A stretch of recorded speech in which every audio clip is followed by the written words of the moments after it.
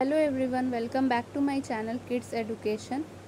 अगर आप मेरे चैनल पर पहले बार आए हैं तो प्लीज़ मेरे चैनल को सब्सक्राइब कर लीजिएगा, क्योंकि अगर आप लोग मेरे चैनल को सब्सक्राइब करते हैं तो मुझे इससे बहुत मोटिवेशन मिलती है।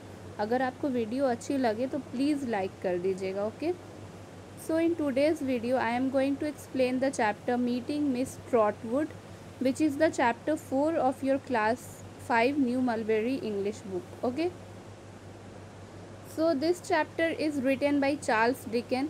चार्ल्स डिकेंस की एक फेमस बुक है डेविड कॉपरफील्ड। ठीक है, उनकी यही बुक से एक छोटा सा एक्सट्रैक्ट लिया गया। ठीक है, तो इससे पहले की कुछ ब्रीफिंग है वो हम पढ़ लेते हैं। Although his father had died, David Copperfield lived happily with his mother until she married Murd, Mr. Murdstone, not a kind man.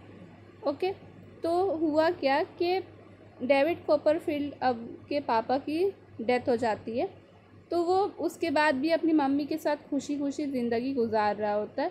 लेकिन क्या होता है कि उसकी मम्मी दूसरी शादी करती हैं एक आदमी के साथ जिसका नाम है मिस्टर मर्डस्टोन।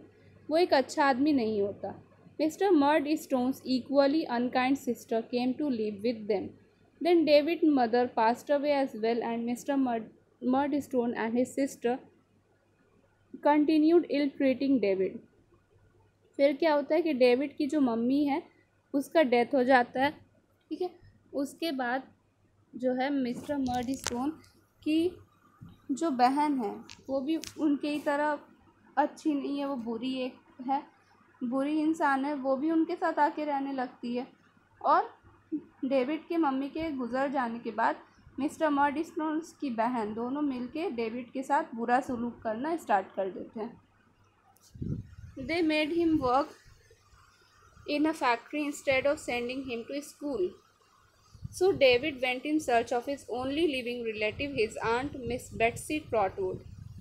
तो डेविड के जो स्टेप फादर हैं, सौतेले बाप, और उनकी जो बहन, वो दोनों मिलके उसे एक फैक्ट्री में काम करने के लिए कहते हैं और वो उसे स्कूल भी नहीं भेजते। तो डेविड इन सब चीज़ों से परेशान हो जाता है और वो बस अपने एक इकलौते रिश्तेदार की खोज में लग जाता है जो उसकी एक आंट है, miss Betsey Trotwood. Finally after walking a long distance he reached her house. Let's read the story to see what happened next. Finally वो एक बहुत ही लंबा सफ़र तय करके उसके घर तक पहुंच पाता है। अब आगे की कहानी हम देखते हैं कि आगे क्या होता है। I had walked every step of the way, sleeping under haystacks at night. Fortunately, it was summer. My shoes were completely worn out and my hat was crushed and battered. My shirt and trousers, stained with heat, dew, grass, and the soil on which I had slept, might have frightened the birds from my aunt's garden as I stood at the gate. तो narrator जो है वो कौन है? David Copperfield है narrator. वो क्या बोल रहा है कि मैंने अपने रास्ते का हर एक सफ़र, हर एक कदम चलते हुए निकाला है। मैंने कोई भी गाड़ी का इस्तेमाल नहीं किया और मैं रात में बिछाली के अंदर सोया हूँ। ये तो चलो शुक्र की बात थी कि ठंड का मौसम नहीं था, गर्मी का मौसम था, नहीं तो ठंड में तो मैं ठिठुर जाता। मेरे जूते जो हैं वो पूरी तरह से फट चुके हैं, मेरे जो हैट है वो पूरी तरह से क्रश हो चुकी है और बिल्कुल ही डैमेज हो चुकी है। वो क्या बता रहे हैं कि मेरे जो शर्ट है, मेरे कपड़े हैं, जो शर्ट और ट्राउज़र्स, उनमें गर्मी की वजह से, घास पे सोने की वजह से और मिट्टी के सारे दाग ये सब लग गए हैं क्योंकि मैं उन पर सो रहा था। और इस वजह से मुझे लगता है कि मेरे आंट के गार्डन में जो बर्ड्स थे, जो परिंदे थे, वो डर के भाग गए मुझे देख के। My hair had known no comb or brush since I left London. In this condition I waited to introduce myself to my aunt. Narrator क्या बता रहा है कि मेरे बालों में, जब से मैंने लंदन से मैंने अपनी जर्नी स्टार्ट की, उस दिन से मैंने ना ही अपने बालों में कंघा किया है और ना ही ब्रश चलाया है। इस कंडीशन में, इतनी बुरी कंडीशन में, मैं अपनी आंट को अपने आप को अपनी आंट को इंट्रोड्यूस करवाने के लिए खड़ा हूँ। As I stood there, a lady came out of the house with a handkerchief over her cap and a pair of gardening gloves on her hands.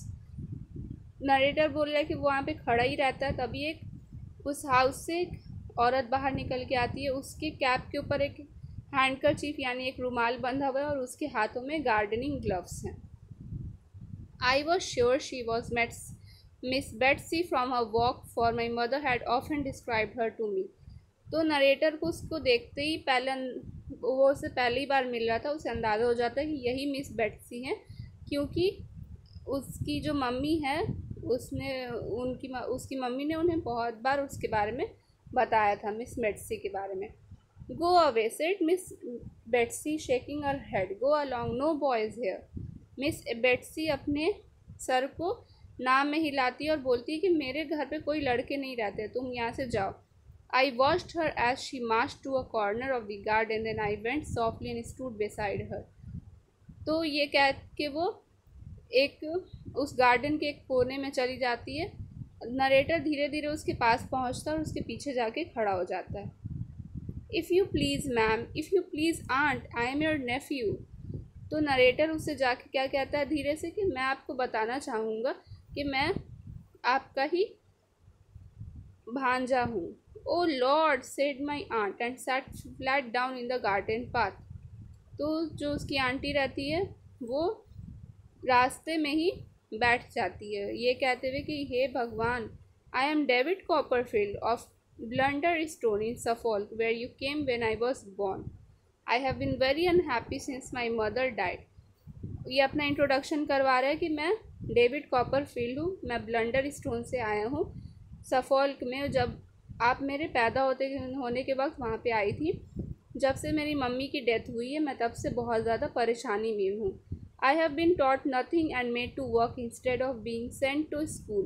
It made me run away to you, and I have walked all the way and have not slept in bed since I began the journey. अब ये अपनी कहानी बता रहा है कि मुझे वहाँ पे कुछ भी पढ़वाया नहीं जा रहा था और मुझसे स्कूल भेजने बजाय मुझसे काम करवाया जा रहा था। इस वजह से मैं दौड़ के आपके पास आ गया हूँ और मैं पूरे रास्ते चल के आया हूँ। मैंने जब से अपनी सफ़र की शुरुआत की मैं बेड पे सोया तक नहीं हूँ।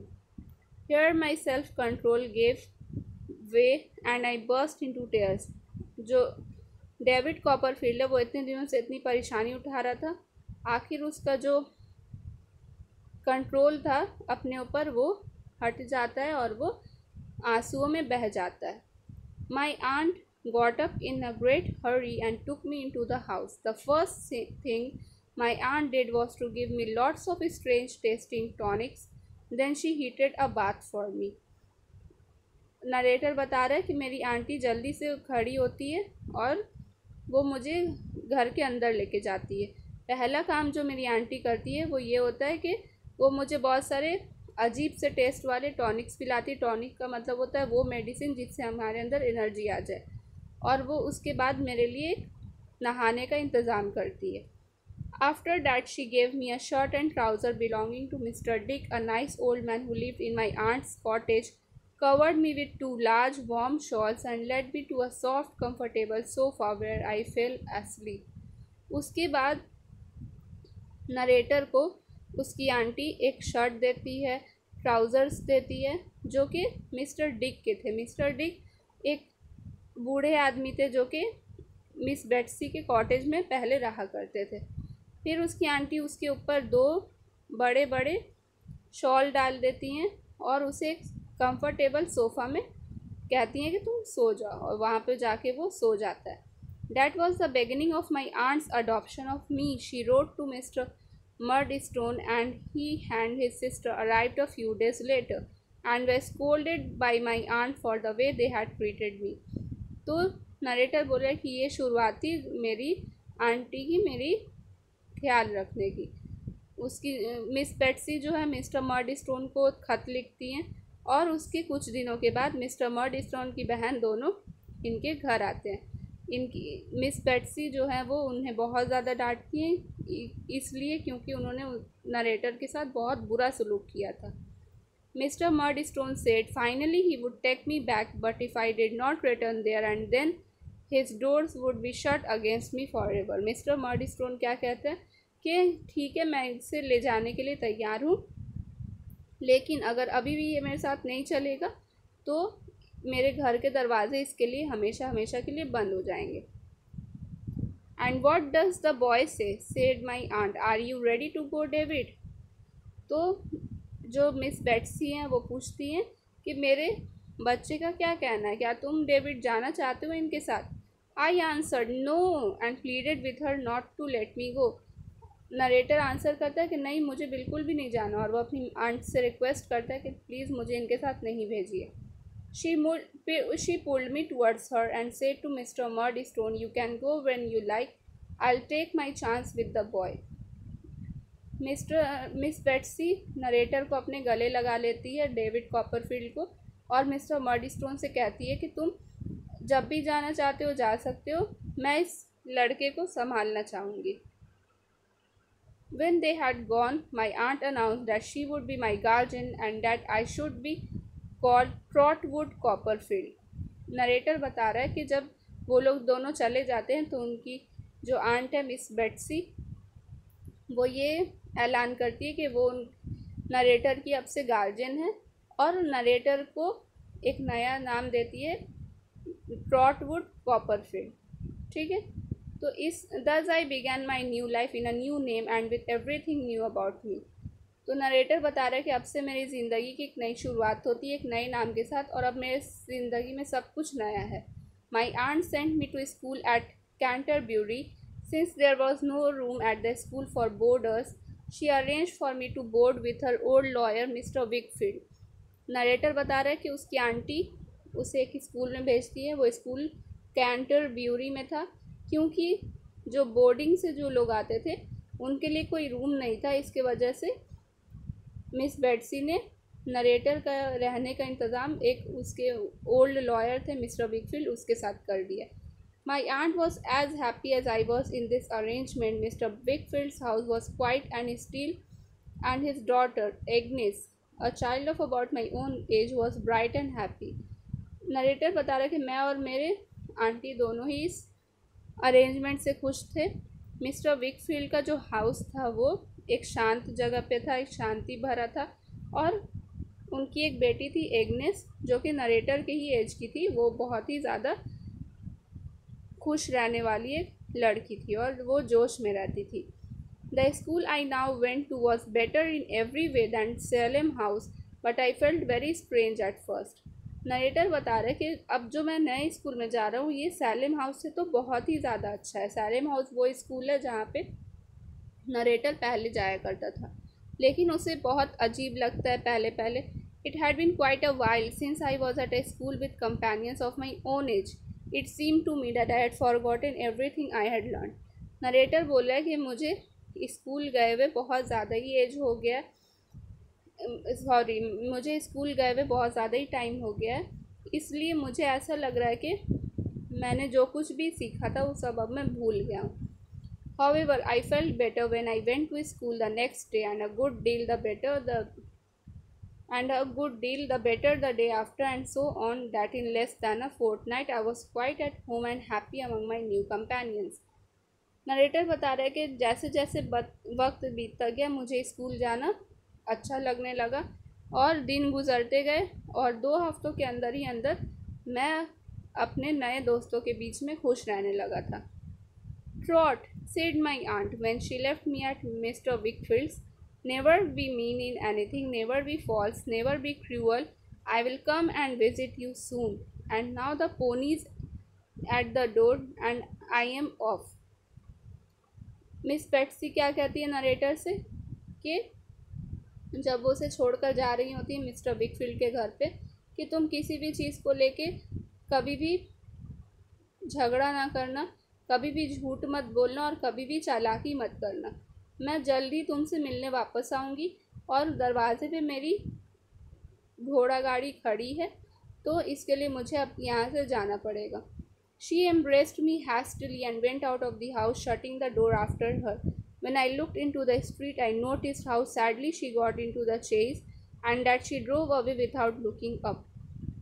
नरेटर बोल रहा है कि वो मुझे जल्दी से प्यार करके बाहर निकली, और उन्होंने अपना पीछे दरवाजे को भी बंद कर लिया। और नरेटर बोल रहा है कि जब मैंने रास्ते में देखा तो मैंने ये देखा है कितनी दुखी दिल से घोड़े गाड़ी पर चढ़ती है और वो बगैर ऊपर की तरफ देखे हुए वो वहाँ से चली जाती है। Okay, thank you everyone, please like share and subscribe to my channel.